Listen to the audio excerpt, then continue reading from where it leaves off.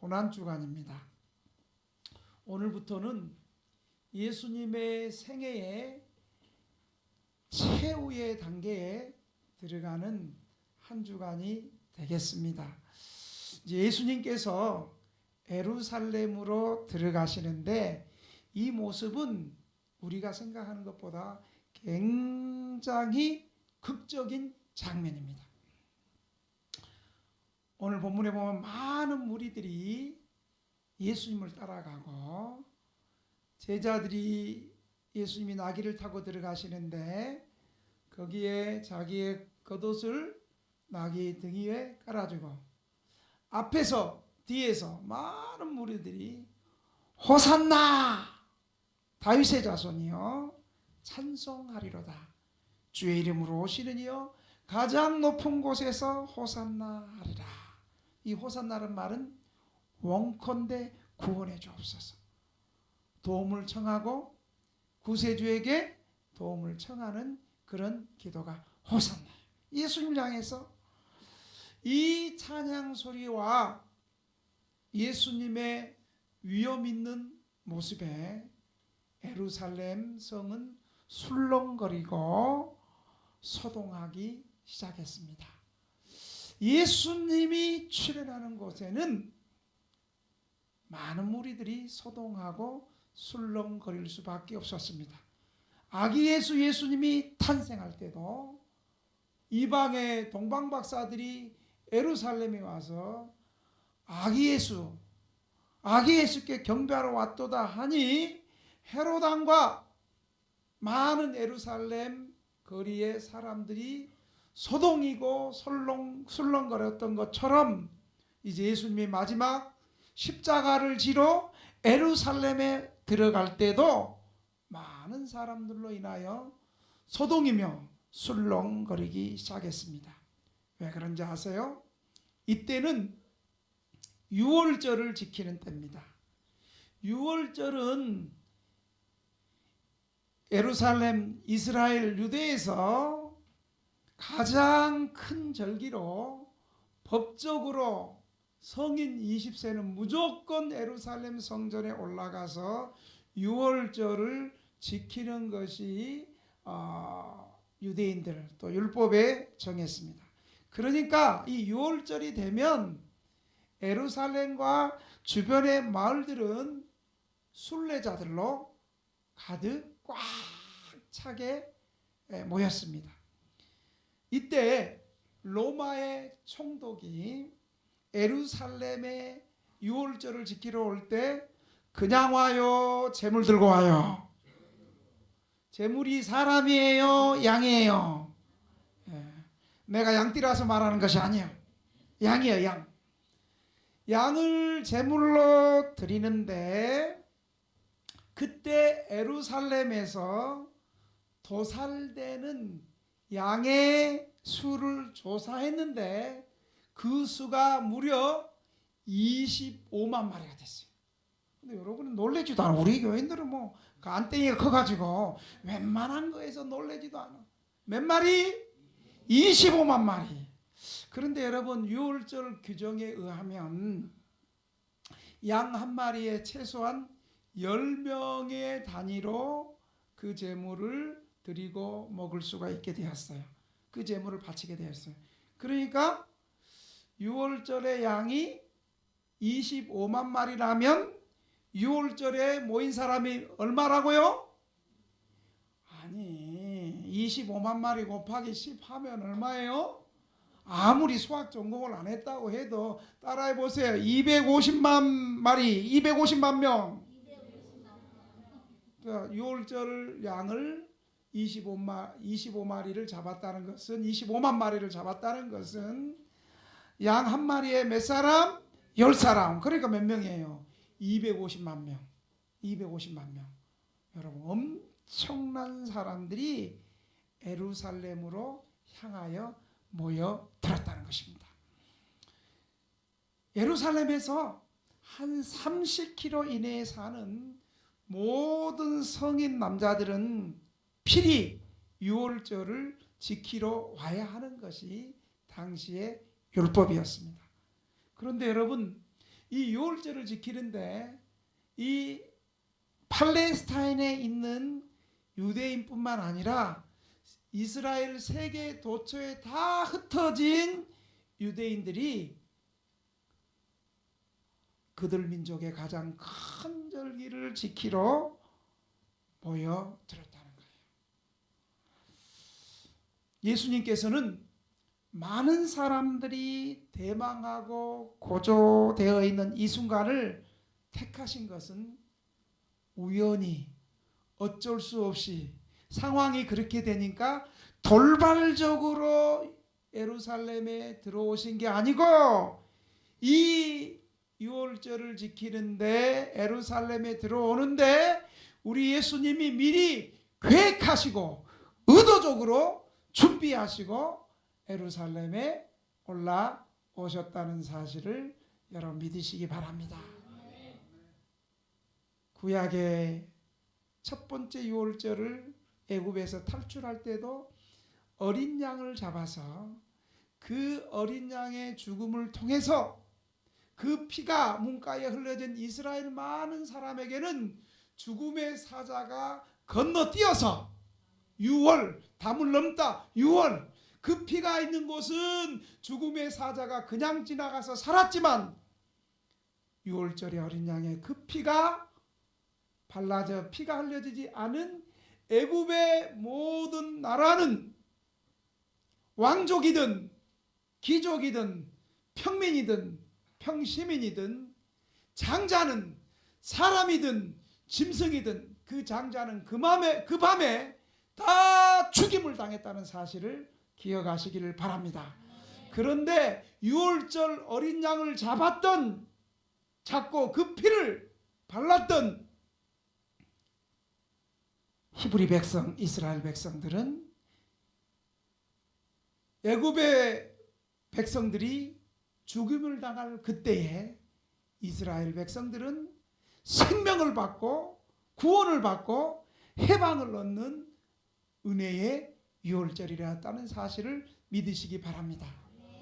그 유월절에 어린 양 대신 예수님께서 이제 예루살렘에 올라가신다는 사실을 여러분 기억하시길 바랍니다. 그래서 예수님께서 유월절을 준비하시는데 그냥 되는 대로 상황에 따라 유월절을 보내러 오신 것이 아니라 미리 계획하시고 준비하시고 의도해서 두 제자들을 보내서 얘들아 맞은편 마을로 가서 메인 나귀와 나귀 새끼를 풀어 내게로 끌고 와라. 누가 뭐 때문에 끌고 가냐 그러면 주가 쓰시겠다 하라. 그러면 분명히 아멘 하면서 풀어줄 것이고 맨 앞에서 졸던 것들도 눈 뜨면서 풀어줄 것이고 맨 뒤에서 강사를 째려보는 것들도 안 째려보면서 나귀를 풀어줄 것이다. 아멘 해야 되는지 안 해야 되는지 잘 모르겠습니다만은 이렇게 주가 쓰시겠다 하라. 그렇게 제자들에게 말씀을 하셨어요. 그러자 제자들은 예수님 말씀에 순종해서 그렇게 했더니 정말로 전혀 만나본 적이 없는 사람이 예수님께서 주가 쓰시겠다 하라 이 나귀 그랬더니 아무 말하고 가져가세요. 그렇게 해서 예수님은 나귀를 타고 예루살렘에 입성했습니다. 그런데 마태복음에는 이 나귀에 대해서 말하고 구체적으로 얘기하지 않지만 이 사건을 기록한 마가복음과 누가복음에는 이 나귀가 그냥 나귀가 아니고 한 번도 타지 않은 나귀를 예수님이 타고 가셨다고 말씀하고 있습니다. 한 번도 탄 적이 없는 나귀라는 것은 이 나귀가 대충 남이 쓰다가 여러 번 쓰다가 할 수 없어서 바치는 것이 아니라 한 번도 쓴 적이 없던 나귀라는 것은 이 나귀가 예수님께 쓰임 받는데 특별한 성스러운 목적을 위해 사용되는 것임을 우리에게 보여주고 있습니다. 여러분 구약의 정결 예식에 사용되는 붉은 암송아지도 아직 멍에를 매지 아니한 민수기 19장 2절에 보니까 그런 짐승을 사용했고, 여호와의 법궤를 태우는 수레도 한 번도 사용된 적이 없는 수레라고 사무엘상 6장 7절에는 말씀을 하고 있는 것을 봐서 아직 아무도 타본 적이 없는 이 나귀는 특별히 신성한 목적에 예수님께 쓰임받는데 적합한 나귀였다는 사실을 여러분 믿으시기 바랍니다. 예수님께서 예루살렘으로 올라가시는데 승리하신 왕의 입성은 첫째, 한번 따라합시다. 그리스도는 진정한 왕이십니다. 누가요? 예수님 지금 예루살렘으로 올라가신 예수 그리스도는 진정한 왕이시라는 거예요. 그런데 이 진정한 왕의 모습이 조금 특별합니다. 이 왕이 예루살렘으로 올라가는데 나귀 새끼를 타고 예루살렘으로 올라가고 있습니다. 이것은 어느 날 갑자기 예수님이 그냥 퍼포먼스를 하는 것이 아니라 이것은 구약의 스가랴 선지자가 예언했던 대로 스가랴 9장 9절에 보면 시온에 따라 크게 기뻐할지어다, 예루살렘에 따라 즐거이 부를지어다. 보라, 내 왕이 내게 임하나니 그는 공의로우며 구원을 베풀며 겸손하여서 나귀를 타나니 나귀의 작은 것 곧 나귀 새끼니라. 그러니까 예수님이 진정한 왕으로 오시는데 예수님은 그동안 예루살렘에 올라왔던 수많은 왕들과는 다른 새로운 왕으로 오신다는 것입니다. 어떤 새로운 왕으로 오시냐? 수많은 왕을 경험한 예루살렘, 이제 하나님이 보내신 왕을 보게 될 것이란 말입니다. 이 새로운 왕의 특징은 나귀 새끼를 타고 오신다는 것입니다. 세상의 왕들과 전혀 다른 모습으로 오신다는 것입니다. 그동안 예루살렘을 정복했던 수많은 왕들은 힘과 권력으로 칼과 창으로 무장한 군인들을 앞세우고 찬란하고 위험 있는 말을 타고 입성했습니다. 그리고 입성할 때 그 백성들을 힘과 무력과 폭력으로 호령하고 제압했던 왕이었습니다. 그런데 예수님은 그런 왕들과 달리 힘과 무력으로 다스리지 않으시고 겸손과 온유함과 의로움과 평화의 왕으로 사람들을 섬기기 위해서, 구원하기 위해서 힘없고 초라한 나귀 새끼를 타고 예루살렘에 입성한 것입니다. 세상 사람이 볼 때 얼마나 허접하고 우스꽝스럽겠습니까? 제가 올해 우리 5월 달에 5월 26일부터 29일 3박 4일 제주도 20주년 수련회를 가기 위해서 작년에 제가 아내하고 답사를 갔어. 코스도 보고 그때 고구려 역사 드라마로 공연을 봤어요.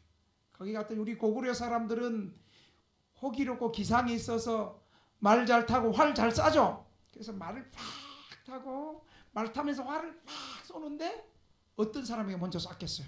맨 앞에서 조는 것들에게 팍 활을 탁 쏴가지고 이렇게 먼저 쐈겠지. 그리고 또 어떤 사람에게 또 쐈겠어. 또 말에 벌떡 일어나가지고 아멘 안 하는 사람한테 먼저 쐈겠지. 또 그 다음에 어떤 사람에게 또 쐈겠어? 맨 뒤에서 강사 째려 오는 사람 쐈겠지. 그렇게 이 말을 타고요, 말 달리는 말 속에서도 표적을 향해서 이렇게 우리 고구려 기상들 잘 맞추는데, 그런데 막판에 누가 나오냐면 저게 새끼 말인지 당나귀인지, 말보다도 훨씬 작은 당나귀인지 낙인지 말새끼인지 모르지만 조그만 말을 엉거주춤해가지고 맨 마지막에는 그렇게 코미디처럼 그렇게 가는 거예요. 고구려의 기상과 맨 마지막에 아주 허접한 당나귀 새끼를 타고 빨리도 아니고 막 열심히 뛴다고 하는데 늦게 가는 그 모습이 생각이 났어요.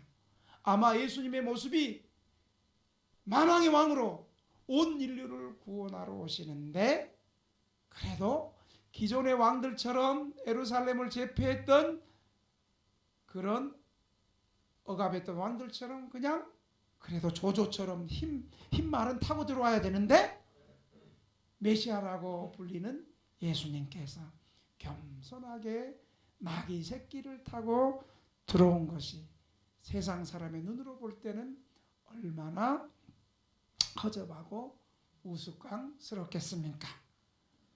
이런 위대하신 왕께서 겸손하셨음을 우리는 기억해야 됩니다. 주님께서 겸손하신 것을 생각할 때 우리는 한 두 가지로 깨달을 것이 있습니다. 첫째는 주님이 그런 높은 자리에서 겸손하셨으니까 우리는 얼마나 겸손해야 되겠는가. 두 번째로는 그런 겸손을 주님께서 택하셨으니 겸손이 얼마나 유력한 것인가를 우리는 기억해야 됩니다. 또한 예수님은 겸손하게 나귀 새끼를 타고 오셨지만 예수님은 그럼에도 불구하고 만왕의 왕이심을 믿으시기 바랍니다. 마태복음 28장 18절에 보면 예수께서 나와 말씀하여 이르시되 하늘과 땅의 모든 권세를 내게 주셨으니, 이렇게 말씀하고 있습니다. 그러니까 하늘과 땅의 모든 권세를 가지신 예수님 앞에 순종하지 않고 견딜 자는 이 세상 피조물 가운데 하나도 없다는 것을 여러분 믿으시기 바랍니다. 그리고 이 땅에서 가장 악하고 반역의 머리 되는 마귀도 예수님, 만왕의 왕 되신 예수님 앞에 복종할 수밖에 없다는 것도 기억하시기를 바랍니다. 에베소서 1장 21절 22절에 보면 모든 통치와 권세와 능력과 주권과 이 세상뿐 아니라 오는 세상에 일컫는 모든 이름 위에 뛰어나게 하시고 또 만물을 그의 발나라에 복종하게 하시고 그를 만물 위에 교회의 머리로 삼았느니라 말씀하고 있습니다. 그뿐 아니라 진정한 왕 되신 예수님은 은혜의 왕국에 있어서도 왕이십니다. 요한복음 18장 36절에 보면 예수께서 대답하시되 내 나라는 이 세상에 속한 것이 아니라 만일 내 나라가 이 세상에 속한 것이었더라면 내 종들이 싸워 나로 유대인들에게 넘어지지 않게 하였으리라. 이제 내 나라는 여기에 속한 것이 아니니라.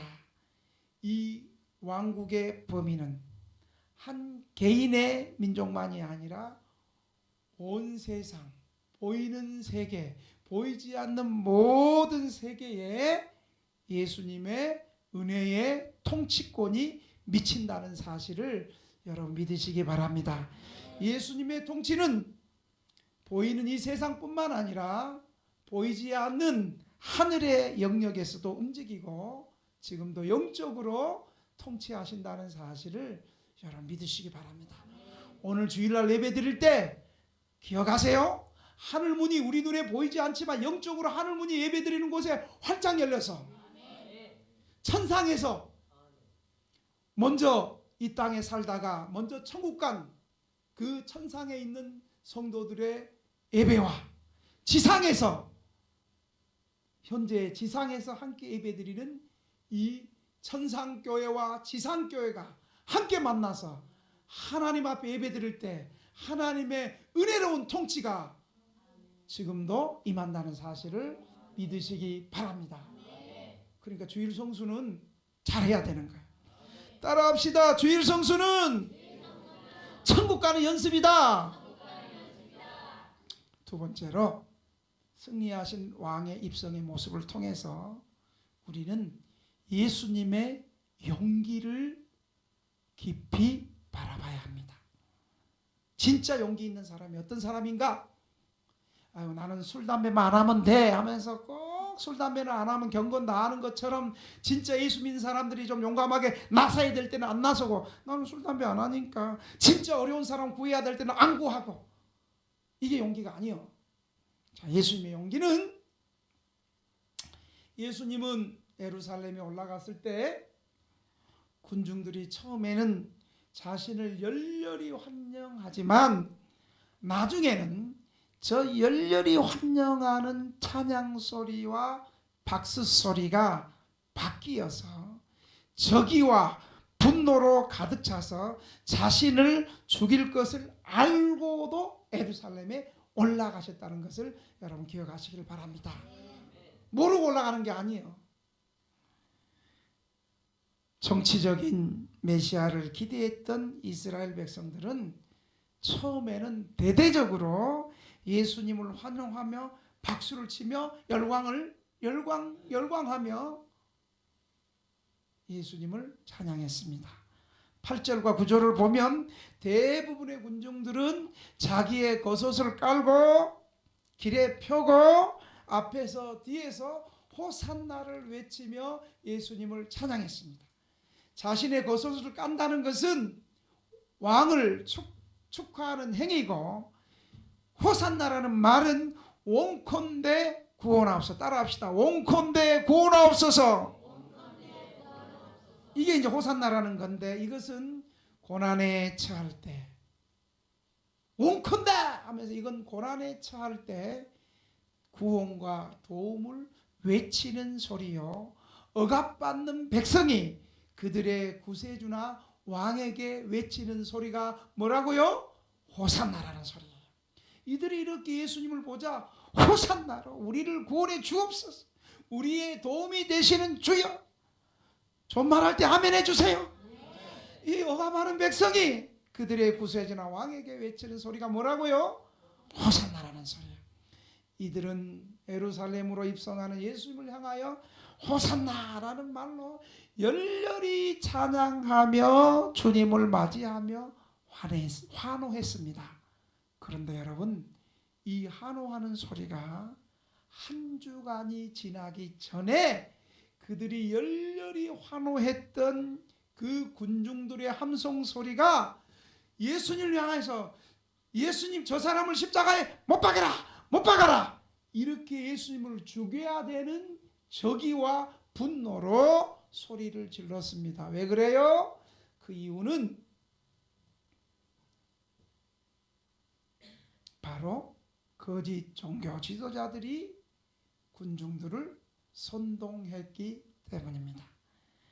군중들이 아무리 열렬히 환영했어도 종교 지도자들은 예수님이 이 땅에 오심으로 자기의 죄악과 자기의 위선과 자기의 탐심이 드러나면서 자신의 민낯이 드러나자, 폭로되자 예수님을 미워했고 예수님을 죽여야 되겠다고 은밀히 결심해서 이 군중들에게 돈을 주면서 이렇게 예수님을 죽이라고 한 거예요. 여러분, 어떤 집회가 힘 있는 집회가 될 수 있겠어요? 돈 주고 사람 사서 모이는 집회보다 자발적으로 은혜 받아서 나가는 집회가 훨씬 강력하고 그 집회가 힘이 있는 거예요. 그런데 이 종교 지도자들이 예수님을 죽이기 위해서 돈으로 매수해가지고 그 전까지만 해도 호산나 호산나 외쳤던 그 민중들이 돈 받고 예수님을 십자가에서 못 박으라고 그렇게 변심하게 된 것입니다. 여러분, 예수님이 이거 모르고 올라갔겠어요? 알고 올라갔겠어요? 알고 올라간 거예요. 목사는 모르고도 속고, 처음에는 모르고도 속고, 나중에는 알고도 속는 거예요. 예수님 다 알고 올라가신 거예요. 여러분, 지혜롭고 민첩하고 똑똑한 정치 지도자라면 이 상황에 예루살렘에 올라간다면 어두운 밤에 장막 뒷부분으로 살짝 들어가서 자신의 은신처에 이를 때까지 주도 면밀하게 도주로를 확보하면서 은밀하게 들어갔을 겁니다. 그런데 우리 예수님은 일부러 이 모든 사실을 알고도 무대 중앙에 자신을 세우고 모든 사람들의 이목을 집중하게 하는 태도로 죽음을 각오하고 예루살렘에 입성하셨습니다. 예수님은 십자가에서 죽으실 것을 두려워하지 않으시고 모든 행동을 숭고하고도 당당한 권위와 모든 악한 세력들을 무시하는 용기가 있었습니다. 오히려 예수님께서는 당시의 권위자들에게 최악의 행위를 하라는 도전으로 죽이려면 죽여라. 네 할 일 해라. 너는 내 죽일 일을 해라. 나는 죽음으로 하나님 아버지의 뜻을 이 땅에 실현하기 왔기 때문에 너는 나를 팔고 너는 나를 죽이고 가룟 유다는 팔고 종교 지도자는 나를 죽이고 나는 내 갈 길을 가리라. 최후의 일을 주님은 시작하셨습니다. 예수님은 우리의 구원을 위하여 두려워하지 않고 당당하게 십자가의 길을 걸어가신 것입니다. 그런데 우리는 진정으로 나서야 될 때 나서지 못하고 우리보다 힘없고 약한 사람에게만 군림하려는 비겁한 모습을 우리는 제 모습을 통해서 자주 봅니다. 백성들은 예수님의 구속 사역의 본질을 깨닫지 못하고 예수님을 그저 빵이나 먹는 문제를 해결해주는 경제적인 해결사 또는 세금 문제를 해결하는 정치적인 메시아로 착각하다가 결국에는 예수님을 죽이는데 앞장서는 어리석고 폐역하고 악한 백성들이었습니다. 내게 이익이 되면 예수님을 따르고 나에게 예수님을 따르는 게 불리하면 언제든지 예수님을 버리고 던져버리는 폐역한 백성들이었습니다. 사랑하는 등대교회 성도 여러분, 이 한 주간 고난 주간 또는 백성들이 종려나무 가지를 흔들면서 호산나를 불렀던 그래서 종려주일이라고도 합니다. 이 고난 주간을 시작하면서 예수님의 이 모습을 보면서 우리는 이 한 주간을 어떻게 살아야 될까요? 예수님이 주장하는 것은 왕자의 높은 보좌와 왕자에 앉아있는 왕이 아니라 우리의 마음에 성령을 부어주셔서 우리의 마음을 감동시키시고 우리의 마음을 다스리시는 진정한 왕이셨습니다. 그래서 예수님은 겸손하게 나귀를 타고 예루살렘에 올라가셨습니다. 여러분, 이 행동의 참된 의미가 무엇인가를 우리는 주의하여 생각해 봐야 합니다. 나귀는 유대인들에게 부정한 동물이고 무시받고 멸시받는 짐승입니다. 제가 이스라엘 성서 지리답사를 갔을 때 나귀를 타고 성지를 너무 거리가 많고 가는 사람, 말을 타고 가는 거, 또 나귀를 타고 가는데 나귀를 타고 가는데 이 나귀 탄 사람이 너무 나귀를 그냥 무지하게 때리는 거예요. 아마 대한민국 같았으면 무슨 죄? 동물 학대죄로 그 고발 분명히 당했을 거예요. 그래서 내가 물어봤어요. 아니 왜 그 가이드한테 아니 저 불쌍한 나귀를 그렇게 무지막지하게 때리냐고. 그랬더니 그 가이드가 나는 심각하게 물었는데 아주 아무렇지도 않은지 웃으면서 나귀는 저렇게 해야 된다고. 호기심이 많아가지고 엉뚱하게 돌발할지 모르기 때문에 이스라엘 백성들은 지금까지 전통적으로 나귀를 탈 때 무지막막하게 때렸다는 거예요. 그래야지 나귀가 말 잘 듣고 간다는 거예요. 그래서 이 나귀는 이스라엘 백성들에게도 무시받고 경멸당하는 그런 짐승이었습니다. 그런 나귀를 우리 예수님이 타고 오신 거예요. 나귀를 타는 왕은 화평으로 오신다는 표시입니다. 말을 타는 것은 전쟁 시에 타지만 나귀를 탄다는 것은 성김과 평화 시에 타는 것을 말하는 것입니다. 예수님께서는 자신이 왕, 더욱이 평화의 왕이라는 것을 겸손하고 온유함으로 보이신 것입니다. 예수님은 이 땅에 오신 것이 파괴하러 오신 것이 아니라 사랑하러 오셨고, 예수님이 이 땅에 오신 것은 우리를 심판하러 오신 것이 아니라 우리를 섬기고 구원하러 오셨고, 무력으로 오신 것이 아니라 사랑의 힘으로 섬기기 위해서 오신 것입니다. 그러므로 우리는 오늘 예수님께서 예루살렘에 올라가신 참된 왕으로서 예수님의 용기와 사랑을 동시에 볼 수 있습니다.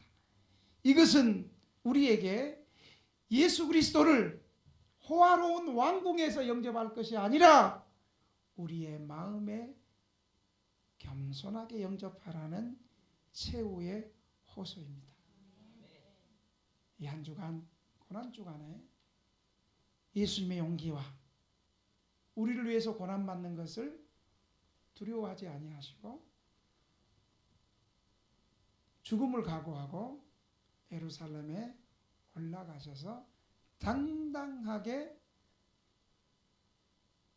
종교 지도자들과 맞서는 그 용기를 통해서 예수님이 나 같은 죄인을 구원하시기 위해서 이렇게 예루살렘에 올라가셨다는 진정한 왕의 모습이 뭔가, 나보다 힘없고 약한 사람을 힘으로 폭력으로 억압하고 제어하는 것이 아니라 그 강한 힘으로 오히려 힘없고 약한 백성들을 구원하기 위해서 자신의 몸을 십자가에서 내어주시는 거룩한 용기, 온유, 강자만이 이런 용기와 온유를 가질 수 있는 참된 진정한 왕이심을 이 한 주간 묵상하는 저와 여러분이 되시기를 주님의 이름으로 축원합니다.